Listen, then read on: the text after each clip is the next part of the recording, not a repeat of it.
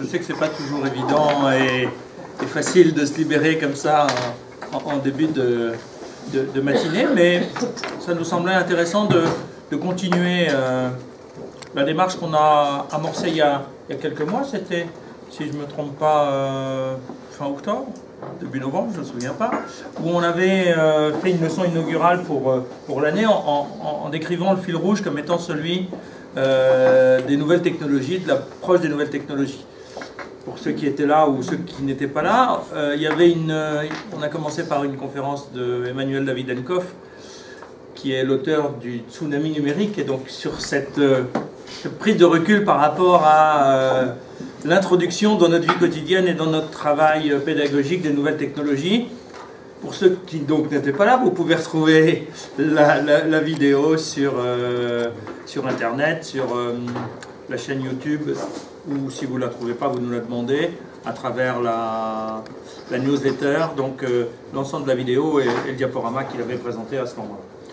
On a voulu continuer par quelque chose de plus pratique, et il nous semblait intéressant de vous présenter ce matin un matériel tout prêt, ciblé, on va vous l'expliquer 10 fois mieux que moi, mais ciblé pour des classes de primaire du CE1 au CM2, sur 2 matières, maths, français, mais qui permet, avec un tout petit peu d'apprentissage, de commencer à expérimenter quelque chose dans une classe, sans avoir besoin de déployer une technologie qui nous ferait peur, de manière simple, attractive pour les élèves. Donc c'est une présentation, comme on le fait parfois d'une présentation d'un ouvrage ou une présentation d'un support pédagogique, présentation cette fois-ci d'une sorte de service clé en main pour commencer rapidement, sans attendre que tout le collège ou tout l'établissement soit câblé,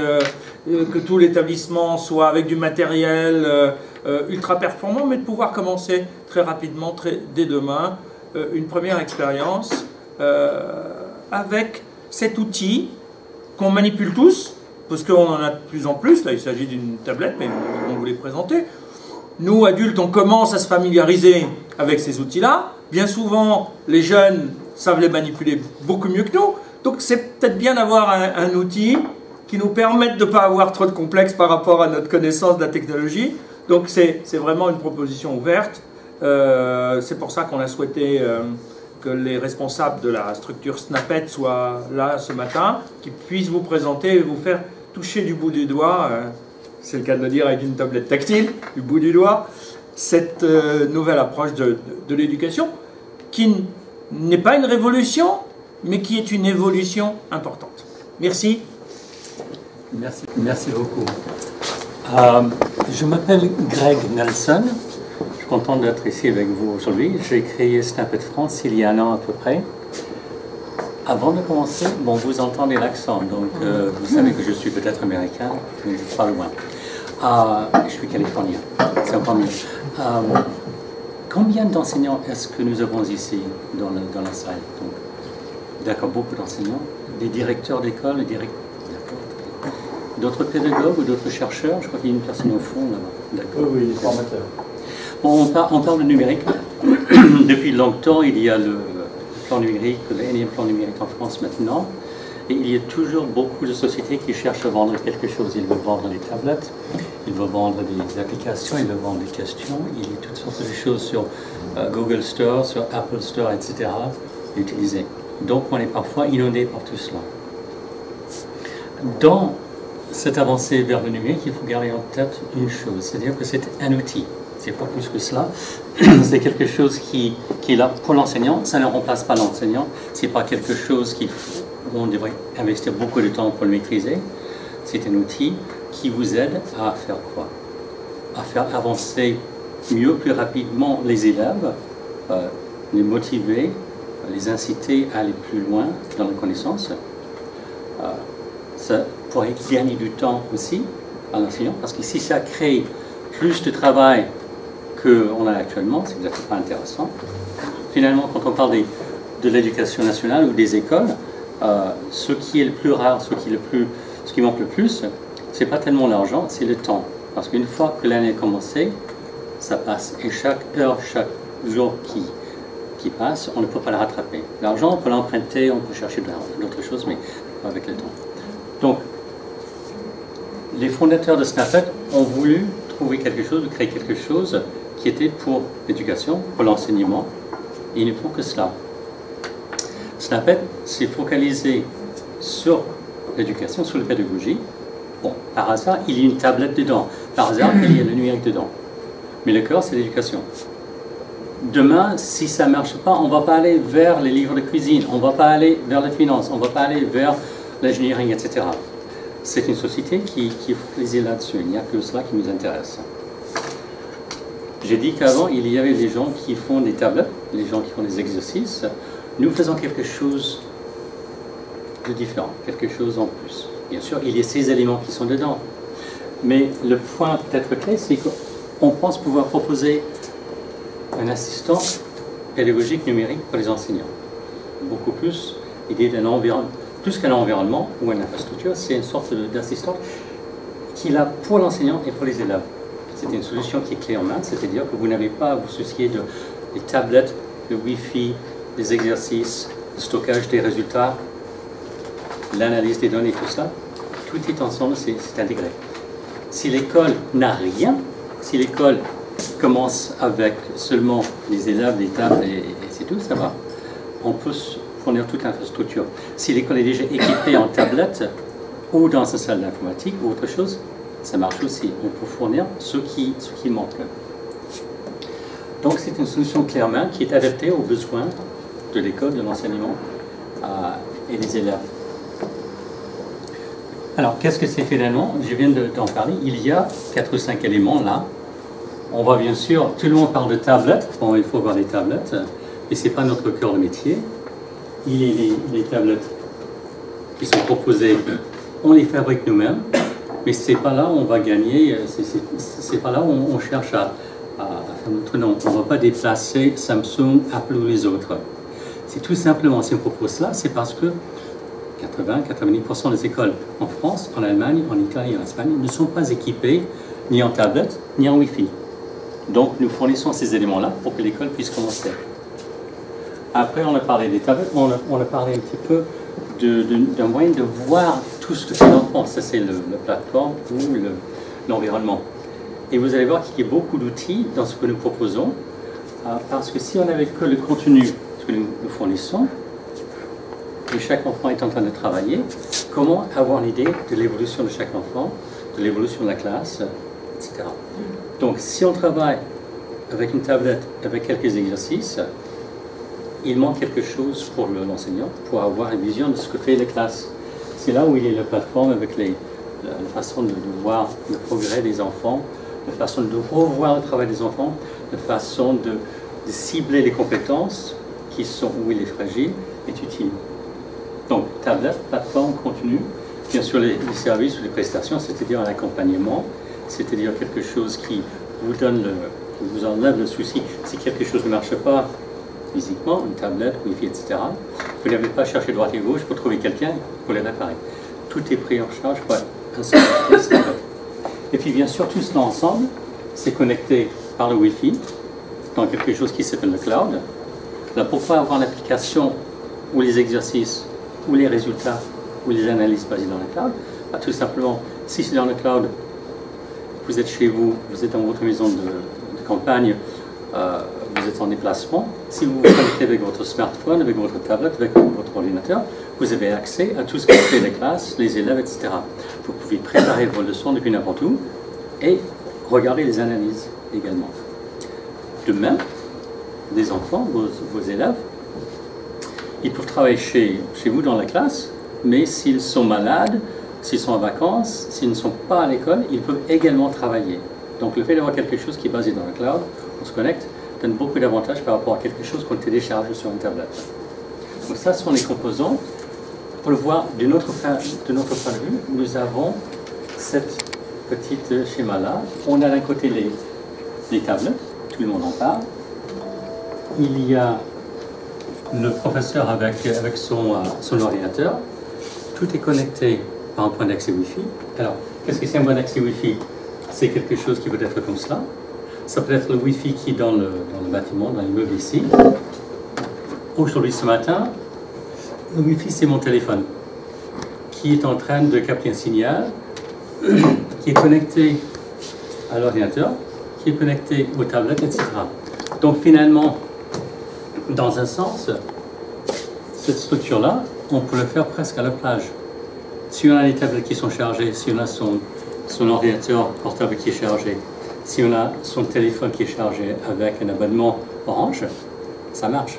Donc avant, je disais que tout ce qu'il nous faut finalement pour commencer dans une école, c'est une prise électrique, mais finalement, je peux faire une classe même sans une prise électrique. C'est vrai qu'au bout d'une heure, je n'aurai plus de batterie, mais pour vous dire ça. Ok, donc il y a tout ça qui est connecté, et puis bien sûr, il y a une base de données qui existe, et la base de données ici, c'est les analyses, c'est le suivi des élèves, c'est les évaluations, c'est les exercices et les résultats des exercices. Tous les résultats, que ce soit un exercice avec un bon résultat ou non. Je vais couper cela parce que il m'agace, mais j'ai besoin d'avoir allumé pour connecter les tablettes. Donc tout ça, c'est ensemble dans la cloud. Ce qu'on va voir maintenant, c'est un petit peu qu'est-ce que c'est Snapchat pour les élèves, qu'est-ce que c'est Snapchat pour les enseignants, comment est-ce que ça marche. Ce qui est unique chez Snapchat, on avait dit il y avait des tablettes, il y avait des exercices, mais pour nous, ce qui est unique, c'est que c'est une aide qui aide l'enseignant à évaluer l'évolution de chaque élève et de sa classe entière.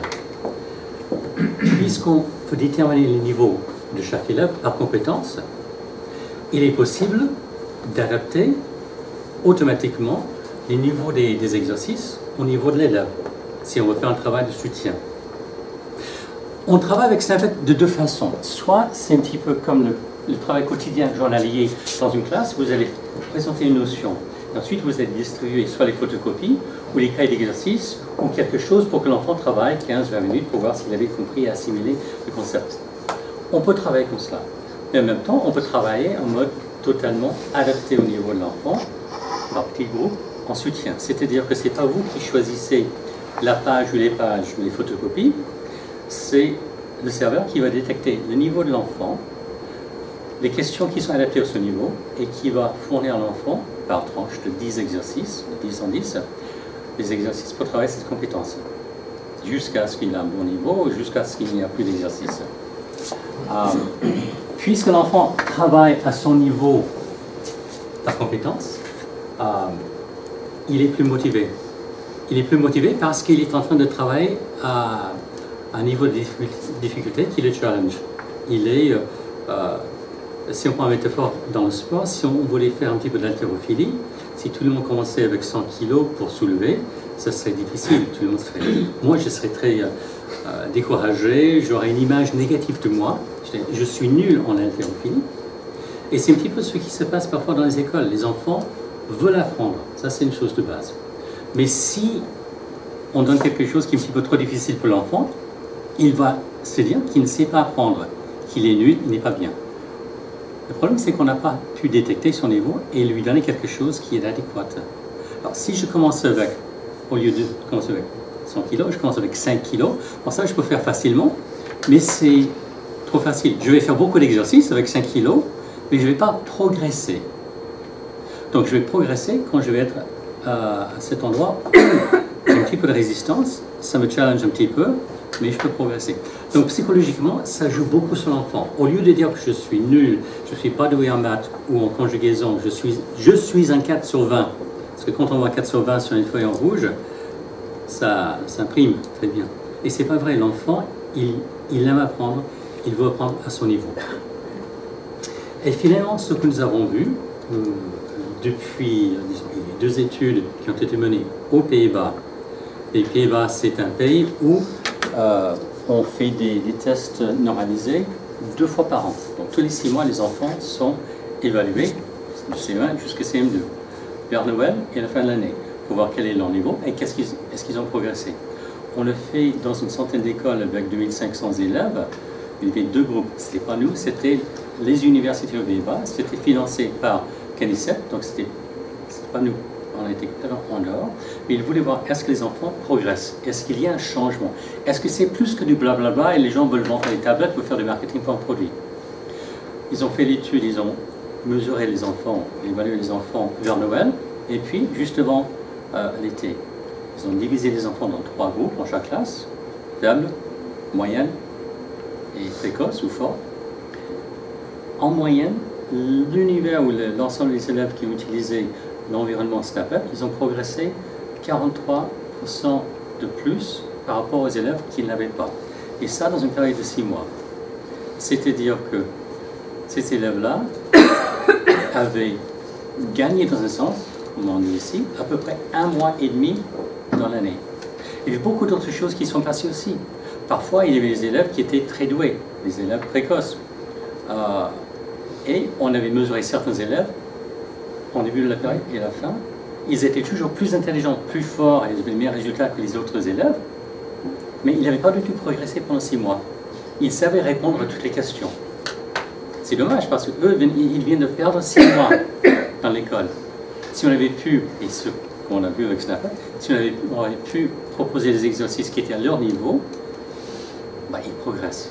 Et en fait, les enfants qui sont précoces progressent plus vite parce qu'ils sont très motivés et ils cherchent à aller plus loin. Les enfants en difficulté, ils progressent aussi parce qu'on a trouvé le bon niveau pour eux.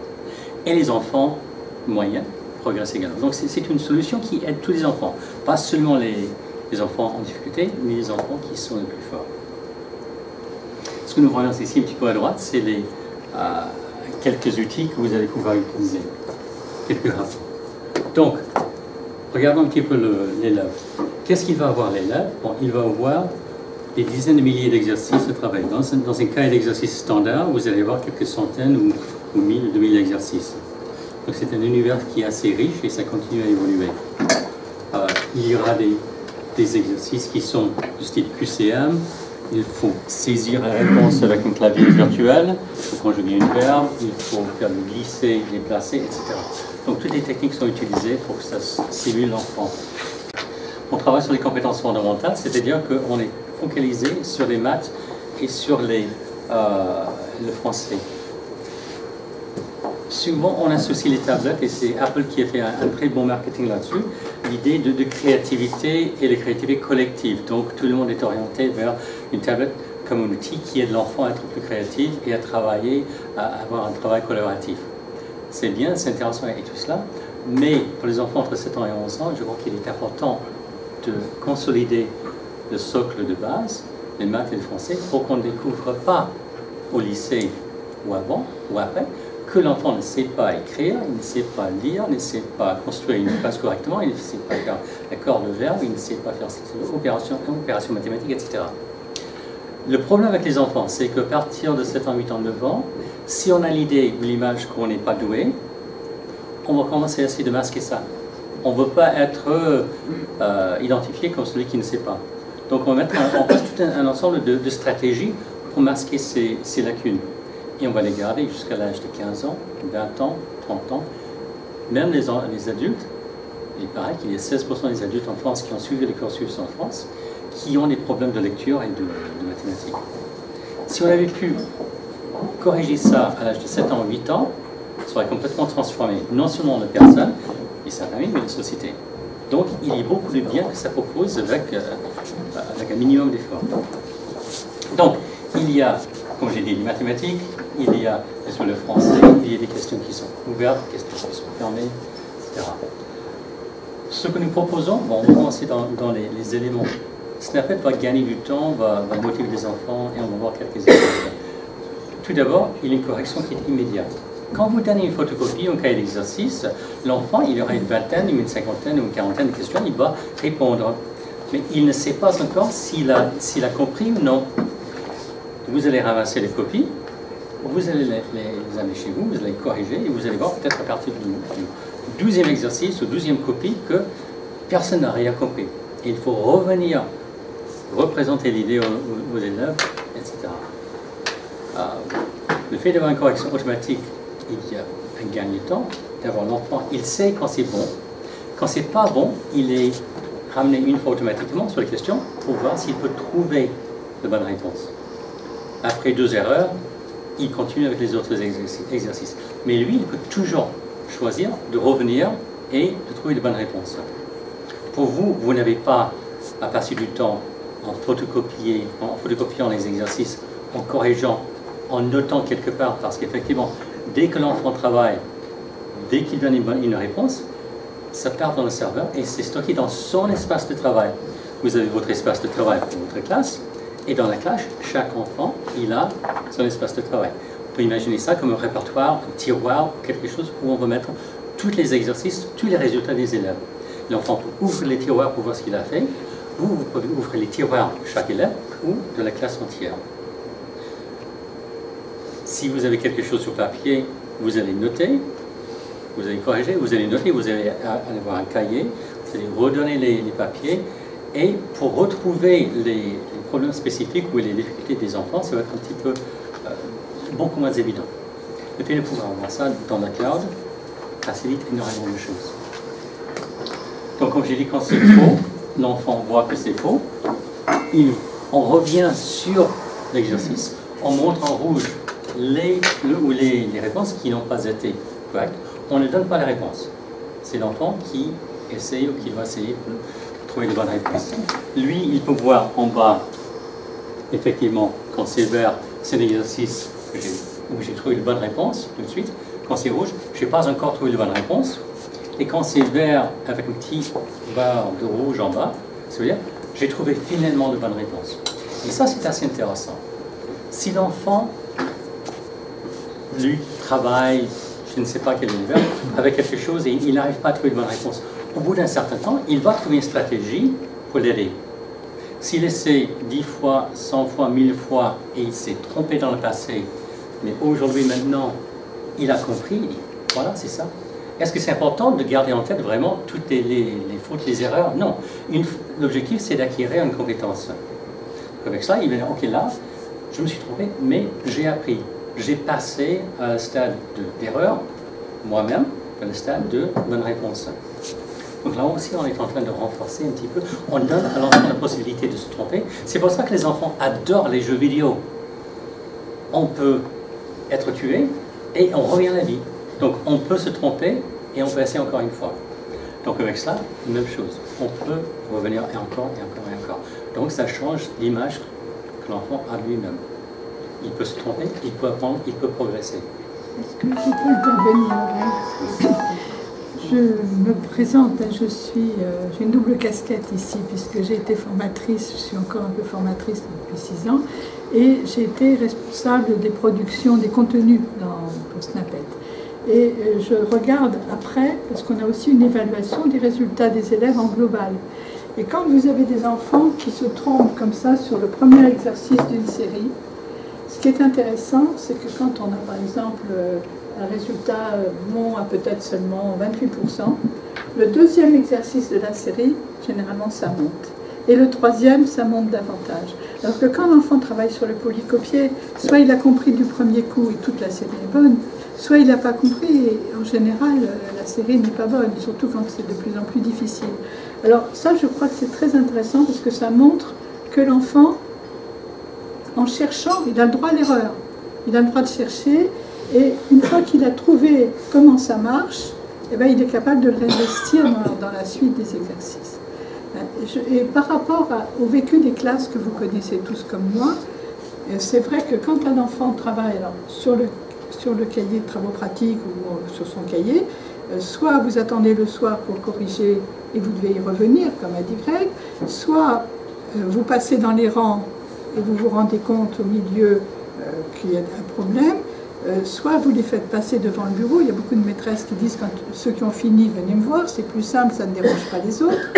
Mais les enfants attendent quelquefois 5 bonnes minutes avant qu'on regarde leur cahier. Pendant ce temps-là, ils avancent avec la tablette. Et je crois que c'est une des raisons, sans parler de l'ardoise, que vous connaissez tous, hein, le travail de la martinière, bon, où on demande un petit exercice, par exemple, combien ça fait quand on a une pièce de 50, une pièce de 20, une pièce de 10. Les enfants vont réfléchir, le maître va écrire au tableau. Quand ils auront écrit leur réponse, on lève les ardoises, et bien vous regardez, le maître passe à peu près 1 minute à vérifier tous les résultats. Pendant ce temps-là, les enfants, qu'est-ce qu'ils font? Ben, ils attendent. Alors que pendant ces 10 mêmes minutes de travail, ben, ils peuvent faire 2 fois quand ils ne sont pas très rapides, 3, 4 fois plus d'exercices, ils sont plus rapides, en étant corrigés automatiquement. Donc je crois que c'est d'autant plus précieux dans vos écoles. Je connais un petit peu les écoles juives pour être allé suivre des stagiaires, et je sais que vous avez des problèmes de temps encore plus importants qu'ailleurs, parce que vous êtes obligés dans la même journée de concilier toutes les contraintes, y compris donc l'horaire pour l'enseignement de l'hébreu et des matières juives. Donc vos séquences sont souvent un peu plus courtes. Il faut toujours essayer un peu plus qu'ailleurs encore, de se battre contre le temps. Et je pense que c'est du temps gagné pour les apprentissages. C'est pour ça que je trouvais intéressant de vous rencontrer aujourd'hui et de vous donner ce point de vue.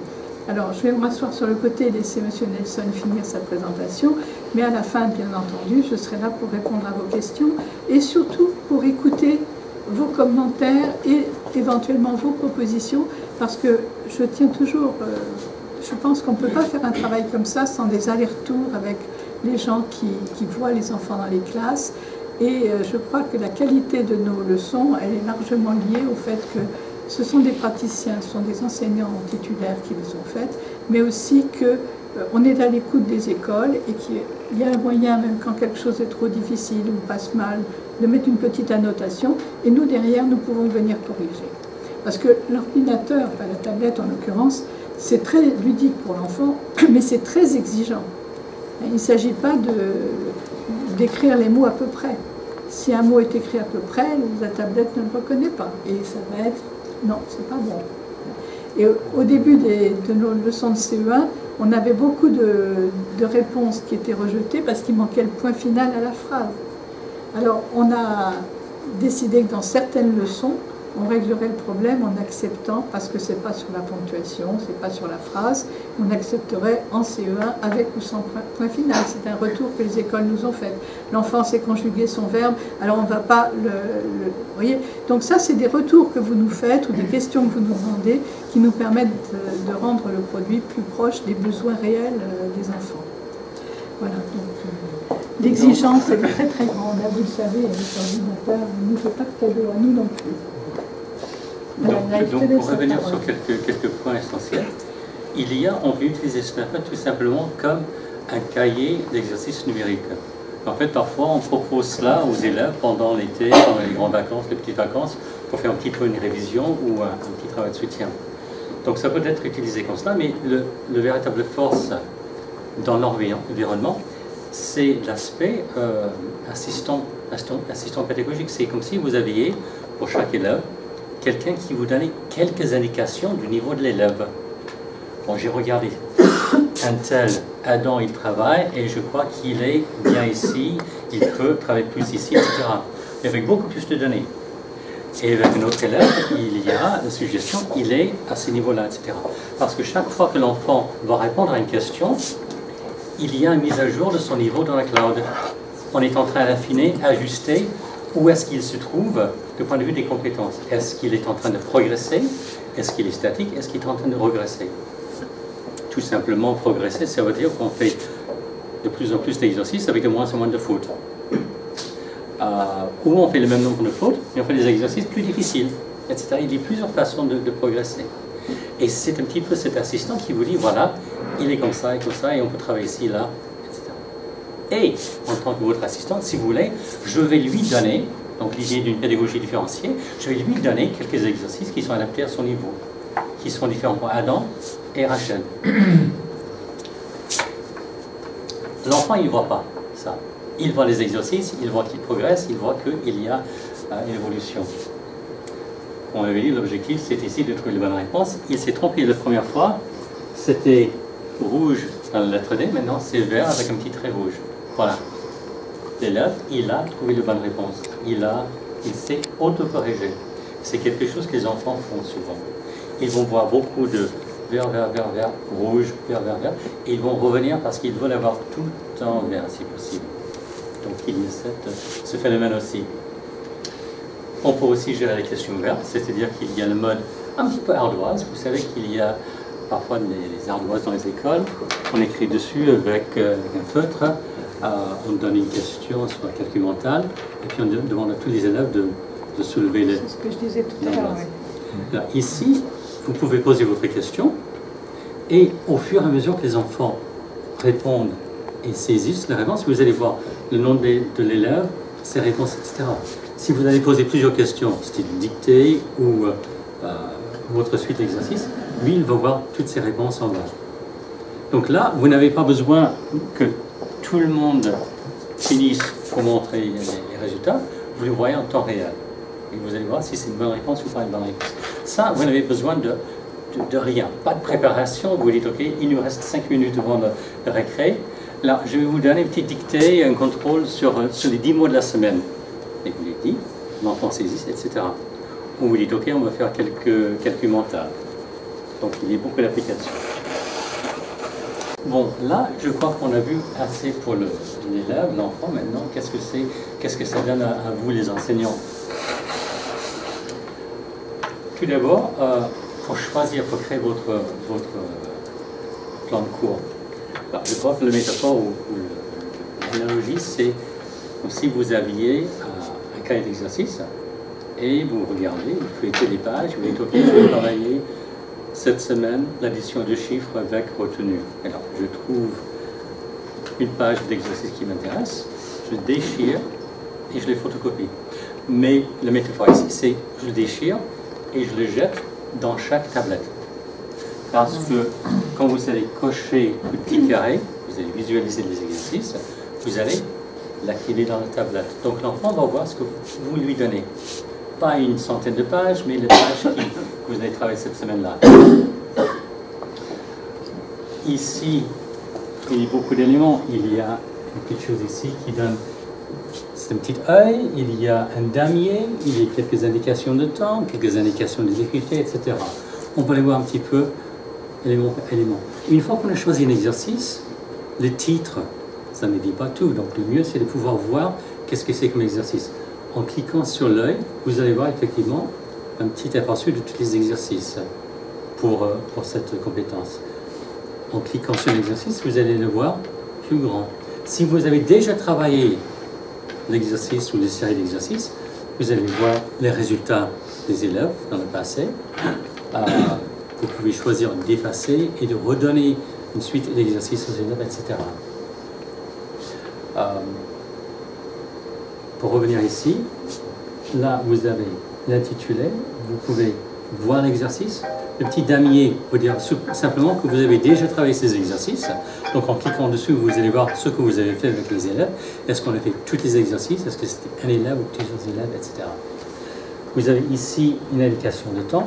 Ça vient simplement de toutes les écoles, toutes les classes, tous les élèves en France qui utilisent Snappet. En moyenne, ils ont consacré combien de temps pour finir ces exercices? Donc si vous dites, OK, je veux avoir à peu près une plage de 20 minutes, est-ce que ça cale dans les 20 minutes? Là, ici, j'ai quelque chose qui est de 27 minutes, là c'est 3 minutes, là c'est 15 minutes. Donc j'ai à peu près une idée, OK, j'ai quelques élèves plus rapides, quelques élèves plus lents, je vais prendre quelque chose qui prend en moyenne 15 minutes, et voilà. Le niveau des difficultés, ça vient aussi des élèves qui ont déjà travaillé ces exercices. Si on prend tout l'univers en France, et c'est un univers qui est constamment en train d'agrandir. Donc on est constamment en train d'affiner cette idée de difficulté. On a une difficulté des exercices en fonction de ce qui est réel. Si vous êtes pédagogue, si vous avez déjà travaillé pour créer les exercices pour les enfants, vous écrivez, vous créez 10 exercices, 10 questions. Comment savoir quelles questions sont plus difficiles que les autres? Alors si vous êtes diplômé avec les doctorats et tout cela, votre savoir, vous pouvez dire, voilà, je crois que ça et ça et ça, c'est plus difficile que les autres, et c'est à peu près 2 fois plus difficile. C'est ce qu'on ressent, c'est son expérience. Mais aujourd'hui, est-ce que c'est vrai? On prend 3 questions de mathématiques aujourd'hui, on les donne aux élèves, on a les mêmes 3 questions il y a 50 ans, et les mêmes questions dans 50 ans. Est-ce que le niveau des enfants va évoluer depuis un siècle? Oui. Donc, ce que je ressens être difficile ou pas difficile, ça revient à quand j'étais en train d'étudier peut-être. La meilleure façon de savoir quels sont les niveaux de difficulté des exercices, c'est de prendre les 10 exercices ou les 10 questions, d'avoir un petit panel de 1000 élèves, vous leur donnez les 10 questions, et les questions où 950 élèves ont eu la bonne réponse dès les premiers essais, c'est un certain niveau de facilité. Les questions où seulement 330 élèves ont trouvé une bonne réponse la première fois, ça peut indiquer que c'est plus difficile, etc. Donc on arrive vraiment à calibrer ces exercices en fonction de l'univers en France. Si on prenait les mêmes exercices et on les amenait en Allemagne, à Singapour, aux États-Unis, ça pourrait être différent. Ça ne nous intéresse pas. Donc toutes ces comparaisons de pays en pays, ce n'est pas forcément intéressant. Ce qui m'intéresse, c'est les élèves en France aujourd'hui. Qu'est-ce qu'ils font? Quel est leur niveau? On a vu ça, et ça, et ça. Alors, une fois que vous avez choisi votre feuille, vous avez présenté l'idée de l'addition de chiffres, par exemple, avec obtenu. Vous distribuez, entre guillemets, une feuille d'exercice et vous dites aux élèves de commencer. Donc, ils ouvrent la tablette, il y a les exercices qui apparaissent, etc. Et au fur et à mesure que l'enfant répond, vous allez voir sur votre tableau de bord à vous, sur votre tablette ou votre ordinateur, cet écran, avec les élèves, avec l'exercice que vous avez choisi, et en temps réel, ça va progresser. Quand c'est vert, ça veut dire que l'enfant il a répondu correctement dès le premier essai. Quand c'est rouge, ça veut dire qu'il n'a pas encore trouvé de bonne réponse, ou il a choisi de sauter l'exercice, ou il travaille toujours dessus. Quand c'est orange, ça veut dire qu'il a trouvé finalement de bonnes réponses, mais il lui a fallu 2, 3, 4 essais. Alors, moi, en principe, j'ai une bonne mémoire, mais ce n'est pas parfait. Alors, si je vois beaucoup d'exercices ici, donc je vois beaucoup d'orange ici, je pourrais voir beaucoup de rouge. Alors ça, c'est pas mal aussi. Imaginez que vous pensez que voilà, j'ai bien expliqué, les enfants ont compris. Voilà, je distribue une feuille de papier et les enfants continuent. Et on commence à voir beaucoup de rouge et d'orange. Ça serait peut-être ici le moment de dire aux élèves, stop, on va reprendre tout cela, il y a quelque chose qui ne passe pas. Donc déjà, vous allez gagner du temps dans le sens où vous attrapez un problème. Vous allez pouvoir changer votre stratégie pédagogique, d'adapter aux besoins de la classe en temps réel, au lieu d'attendre un jour ou le week-end, quelque chose comme ça. Vous montrez quelques exercices et vous dites aux élèves de repartir. Mais disons qu'il y a quelque chose qui m'intrigue, en cliquant sur n'importe quelle case, je vais trouver exactement l'exercice. Je vais voir l'exercice en question pour cet élève. Je vais voir non seulement la bonne réponse, où il est correct finalement, mais je vais voir les 2 ou 3 ou 4 essais aussi. En me déplaçant, je vais voir qu'est-ce qu'il avait choisi comme réponse. Ça aurait pu être une conjugaison, un accord de verbe, n'importe quoi. Et avec chaque erreur, je vais pouvoir suivre un petit peu sa stratégie, sa façon d'évoluer pour trouver de bonnes réponses. Alors ici, c'est peut-être moins évident parce que c'est simplement des maths, mais on peut imaginer quelqu'un qui est en train d'accorder un verbe ou de faire quelque chose en français. Et ça, si ça vous intéresse, vous pouvez voir pour lui et pour d'autres élèves comment est-ce qu'il tâtonne pour trouver de bonnes réponses. Et puis, incorporer ça dans votre façon d'enseigner. Vous avez ici, sur le même tableau, en plus des résultats, vous pouvez cliquer sur « Réponses » et vous allez voir toutes les réponses de tous les élèves dans la classe. En progrès, vous allez voir aussi le pourcentage de progression. Et ici, en cochant sur « Signaler le problème », vous êtes en contact avec Snapchat. Si vous voyez quelque chose ici que vous avez ou que vous n'avez pas, en cliquant dessus, vous ouvrez une petite mail et vous pouvez saisir en temps réel des commentaires. Vous avez fait une faute de frappe, vous avez oublié un S, j'aime ces exercices, est-ce que vous pourriez en faire une dizaine d'autres, etc. Vous écrivez votre mail, vous l'envoyez, et puis dans les 24-48 heures, vous avez une réponse, un commentaire. Donc c'est pas comme si vous aviez un cahier d'exercice qui est là, qui n'est pas interactif, ou que vous avez téléchargé de l'Internet. Vous êtes constamment en contact et avec les auteurs et les développeurs. Tout ce que font les élèves est constamment en train d'être mis à jour en temps réel. Et vous avez accès à un tas de choses qui sont très utiles pour voir où en est les enfants. Comme j'ai dit, ici, on voit les résultats. Là, j'ai dit que vous pouvez voir toutes les réponses de la classe et les erreurs pour identifier rapidement où sont les problèmes. Puisque nous sommes avec un ordinateur comme celui-ci, comme votre tableau de bord, si vous avez un TNI à l'école ou un ENT, vous pouvez l'incorporer et projeter les exercices sur un tableau blanc et faire une sorte de présentation devant les élèves avec les exercices. Vous pouvez masquer le nom des élèves pour montrer les erreurs sans montrer les personnes, etc. Bon, on a vu que fait l'élève, qu'est-ce qu'il voit, quels sont les avantages pour les enseignants, comment est-ce qu'on travaille, comment est-ce qu'on crée un plan de cours. Et puis maintenant, comment est-ce qu'on peut suivre l'évolution des élèves? Qu'est-ce qu'on va voir?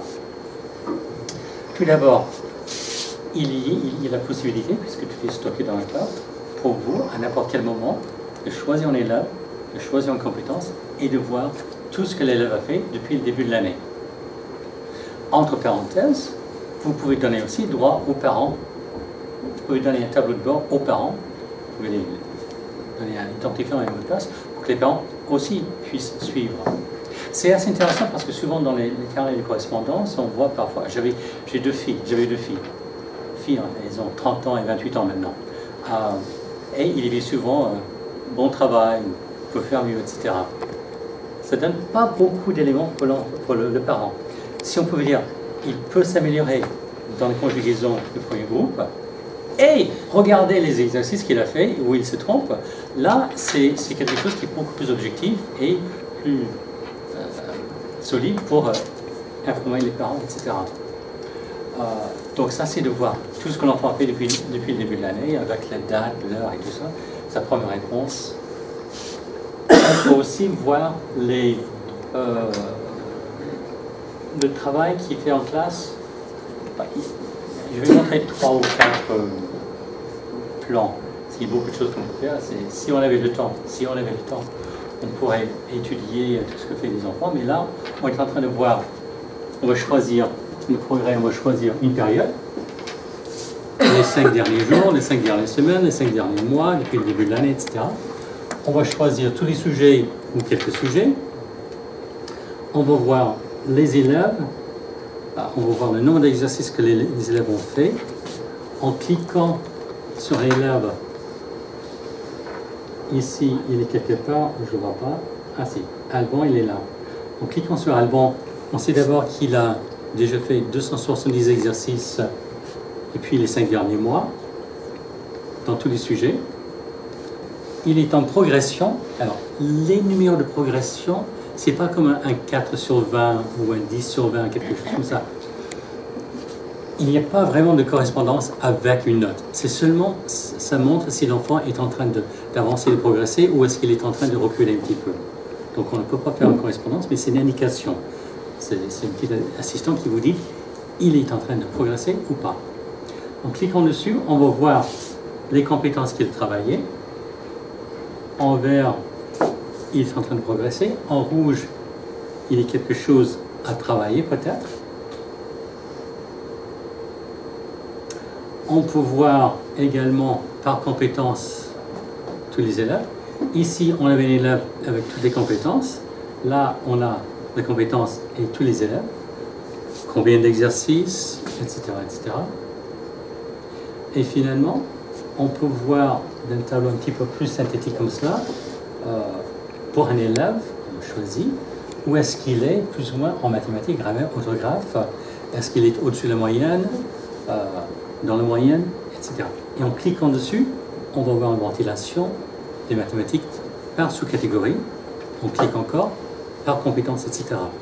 Donc, si on veut ne pas avoir des chiffres à l'école, on peut voir une sorte de graphique visuel, un bar graphe, qui montre si l'enfant est dans le moyen ou un petit peu à la traîne, et mieux rythmer le travail. Et montrer aux parents aussi qu'est-ce qu'il fait. Bien sûr, en cliquant dessus, on peut arriver à ce qu'on avait vu avant, tous les exercices que l'enfant avait fait depuis le début de l'année, depuis 5 semaines, depuis 5 mois, depuis 5 jours, depuis 5 minutes. Donc voilà, ça c'est à peu près tout, du point de vue de Snapchat. Ça fait combien de temps? temps. J'ai les tablettes, mais on peut faire une petite pause maintenant pour répondre à des questions. Est-ce que vous avez des questions ou des besoins de clarification sur tel ou tel point? Oui. Combien de fois l'enfant il peut se tromper? C'est un petit peu comme dans la vie. Sans cesse. Oh. Non, parce que c'est... Enfin, il y a bien des enfants qui ne La trouveront réponse, c'est pas...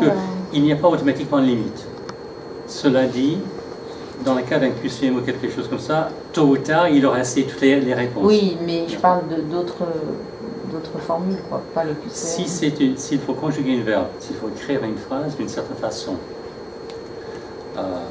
tant qu'il n'a pas trouvé de bonne réponse ou de bonne formulation, c'est erroné. Oui, et j'ai lu jusqu'à 10 ou 15, je crois. Mais tu disais, Greg, quand même que lorsque l'enfant a 2 fois une erreur, la machine passe automatiquement à l'exercice suivant, de façon à ce qu'il ne reste pas enlisé. C'est ça, voilà. Oui, il n'est pas bloqué, c'est ça. Oui, parce que, excusez-moi, le QCM, il peut essayer toutes les réponses parce qu'il sait bien que c'est une des 4, mais ça ne veut pas dire qu'il a compris. Non. Voilà. Mais c'est vous qui allez voir un élève qui a beaucoup d'orange, ça veut dire qu'il a eu beaucoup de... Il a trouvé de bonnes réponses, mais il a fallu plusieurs essais. En cliquant dessus, vous allez voir que, tiens, il a fait tous les essais. Il a fait les 4 essais ici, 4 essais là, etc. Et ça vous permet d'aller voir l'enfant en disant, vous faites n'importe quoi. Il faut faire l'effort de trouver de bonnes réponses. Oui, voilà, c'est ça. Non, je voyais tout à l'heure l'exercice avec les petites pièces. En fait, il aurait pu faire 3000 réponses, hein, et les 3000, elles auraient été fausses. Donc, à partir de quand on lui dit, bon, bah, stop, ou enfin... C'est à vous de décider. C'est un outil, c'est un environnement pour les enseignants, pour les élèves. Ce n'est pas nous qui remplaçons l'enseignant. Non, c'est une aide. Donc c'est à vous à décider. Et vous avez aussi la possibilité de voir en temps réel qu'est-ce qu'il fait. Et vous pouvez dire à un élève, ou toute la classe, vous pouvez être très discret et diplomate en disant il paraît qu'il y a quelqu'un qui a un problème avec quelque chose, sans cibler une personne, mais c'est un message pour tout le monde. Donc finalement, c'est l'élément qu'on ne va jamais enlever à l'école, ça veut dire l'enseignant. Il faut l'élément humain, il faut cette personne qui crée une relation de maître à l'élève dans la classe. Je voulais faire 2 compléments à cette réponse. Le premier complément, c'est que la progressivité des exercices est quand même étudiée de telle sorte qu'avant d'arriver à la question sur laquelle on demande combien il faut mettre de pièces de telle nature pour faire telle somme, on commence par faire étudier combien y a-t-il avec 2 ou 3 pièces, etc. J'étais dans une classe de CE1 la semaine dernière à Aix-en-Provence et je voyais des enfants qui, avec 3 billets de 10 €, ne faisaient pas le lien que c'était 30 €. C'était un CE1 en ce moment. Et si les premiers exercices avaient été progressifs, je pense que quand ils ont ouvert leur enveloppe, il y avait 3 billets, plus des pièces, etc., ils auraient été entraînés à ne pas associer un billet avec une unité, qui était ça la difficulté. Donc, si vous voulez, ça c'est la première réponse. Il y a une progressivité qui est destinée vraiment à permettre à l'enfant de consolider ce que le maître et la maîtresse a expliqué pendant sa leçon. Ça, j'y tiens beaucoup. J'ai eu quelques discussions avec mes co-auteurs qui considéraient que c'était le rôle du maître d'expliquer. J'ai dit oui, mais quand on a expliqué, il faut encore que l'enfant s'approprie dans sa tête ce qu'on lui a dit, que ça devienne concret et réel. Ça, c'est mes vieilles années d'enseignante qui me permettent de le dire. Et la deuxième réponse que je voudrais faire, c'est que il y a un aspect proche de la manipulation tout de même, hein, qui aide les enfants. Donc ça, c'est quand même aussi un plus. Quand ils ont les pièces, ils peuvent les toucher avec les doigts, etc. Dans certains exercices, on leur demande seulement de toucher les pièces qu'il faut pour faire tant de telle somme. Bon, je crois que cette progressivité est utile. Et si vous essayez les tablettes et que vous voyez sur vos tableaux de bord, vous verrez que certains exercices sont très bien réussis, à 95-98%. La machine n'aime pas beaucoup, elle a l'air de trouver que c'est trop facile. Mais moi je dis que c'est exprès pour que l'enfant s'entraîne avec d'abord le B à bas et puisse progresser. Et généralement, ça permet d'aller jusqu'aux derniers exercices plus complexes En mathématiques, ce sont des problèmes. En français, ce sont des phrases. Et je me disais que l'utilisation de ce que Greg a montré tout à l'heure, c'est-à-dire le tableau ouvert, où il n'y a pas de correction automatique, il permet, si on le souhaite, quand on a 5 minutes justement, de faire écrire une phrase. Vous savez que dans les évaluations internationales en CM1, nos élèves français, ils ne sont pas bons pour écrire des phrases. Je me dis que si à la suite de chaque exercice, on prenait 5 minutes pour qu'ils écrivent une petite phrase sur le sujet du jour, sur ce qu'on vient d'étudier, et que la maîtresse les recevait, elle n'est pas obligée de les projeter, mais elle les voit, elle peut les valider, ou si elle veut, elle peut en projeter quelques-unes, qu'on travaille ensemble. C'est très bien, mais il manque un petit quelque chose. Est-ce qu'on est capable de le trouver? Moi, j'ai fait ça dans mes classes quand j'étais enseignante. Ça passionnait les enfants. Et c'était de la grammaire appliquée, hein, au vrai. Donc, on a utilisé le mais, on a mal utilisé ce mais. Alors, mais, normalement, ça doit opposer deux choses.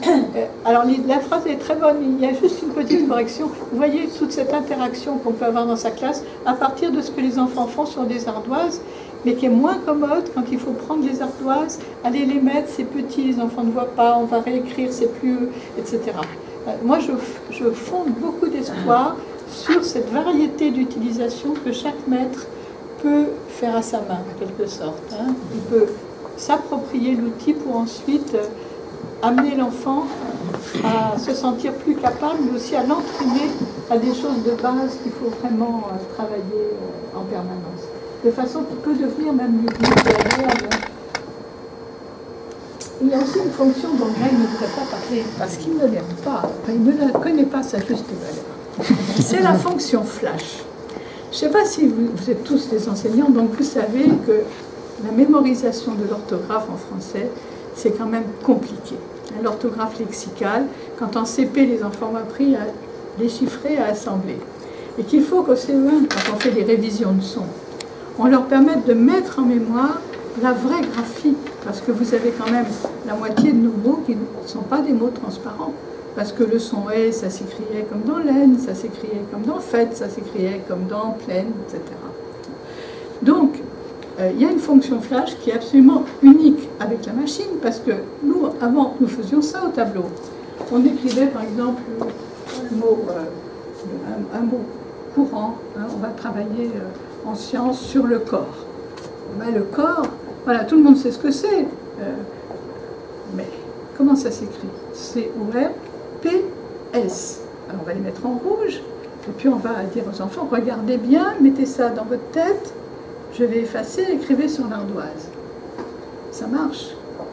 Dans le manuel que j'ai réalisé il y a presque une vingtaine d'années maintenant, on avait mis des exercices systématiques sur à chaque lecture. Il y avait 5 mots d'usage courant, mais difficiles, non transparents, qu'il fallait mémoriser. Et les classes qui utilisaient cette méthode étaient bien meilleures que les classes parallèles. Ça, on l'avait vraiment généralisé dans les circonscriptions où j'étais inspectrice. Eh bien, je pense qu'avec ce système flash, vous pouvez à la fois sensibiliser les enfants à l'idée qu'il faut que ce soit les yeux.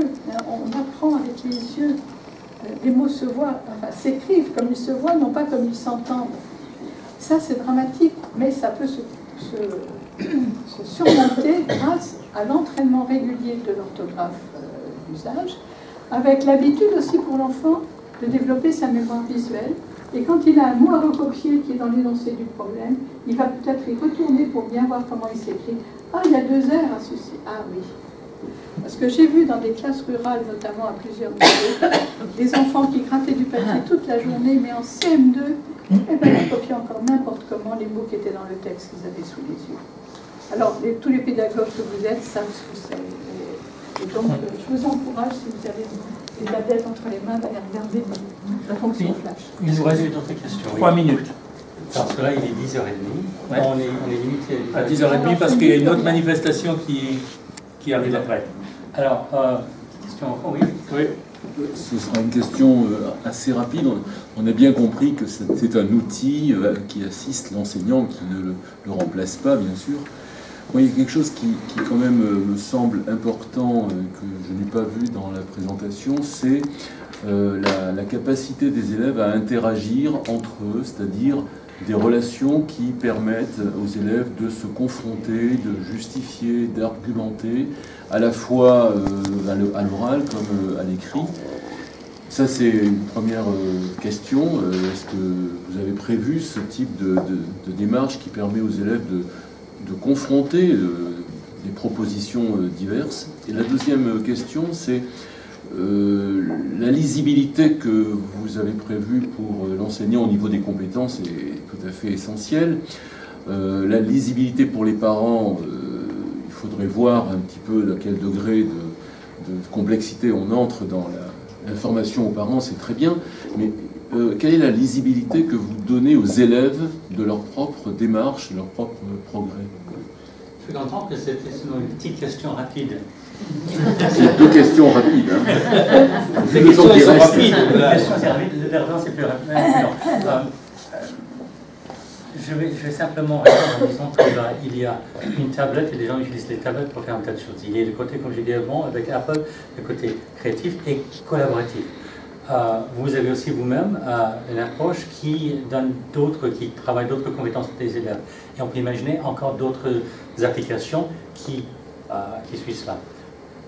Pour revenir à le travail entre les élèves, ce qu'on a pu constater, c'est que souvent les élèves qui sont en disant précoces, ils vont aider les élèves, ils ont fini avant les autres, ils vont aider les autres élèves avec les exercices.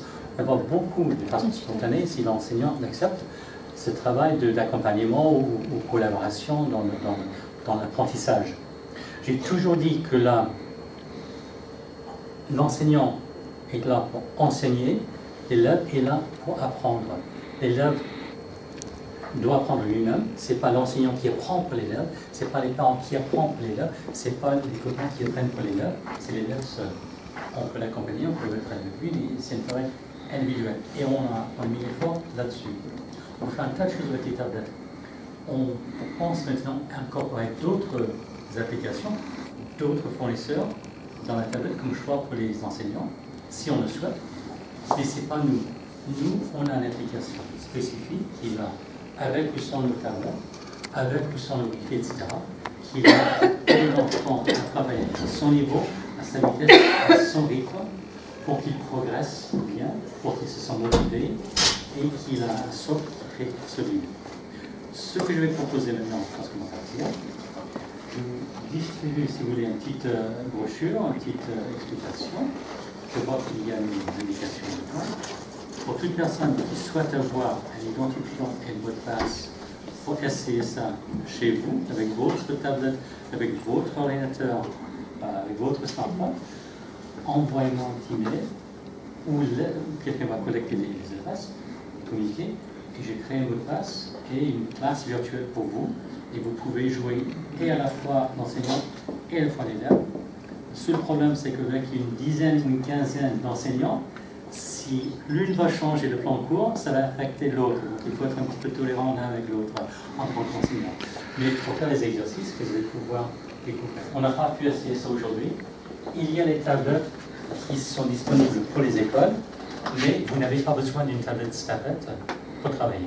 L'avantage avec ces tablettes, c'est que vous avez le contrôle de ce que fait l'enfant dans la classe. Il ne peut pas chatter, il ne peut pas surfer sur Internet, il ne peut pas prendre les photos, il ne peut pas jouer la musique, sauf si vous lui donnez accès à ces fonctionnalités. La tablette pour nous, et je dis aux élèves, vous êtes ici à l'école. Je veux pendant 15 ou 30 minutes que vous travaillez. Ce soir à la maison, vous allez faire des jeux. Aujourd'hui, ici, maintenant, c'est le travail. Et c'est à vous de savoir si vous voulez donner accès aux jeux ludopédagogiques. Et on peut répondre plus en détail avec les questions.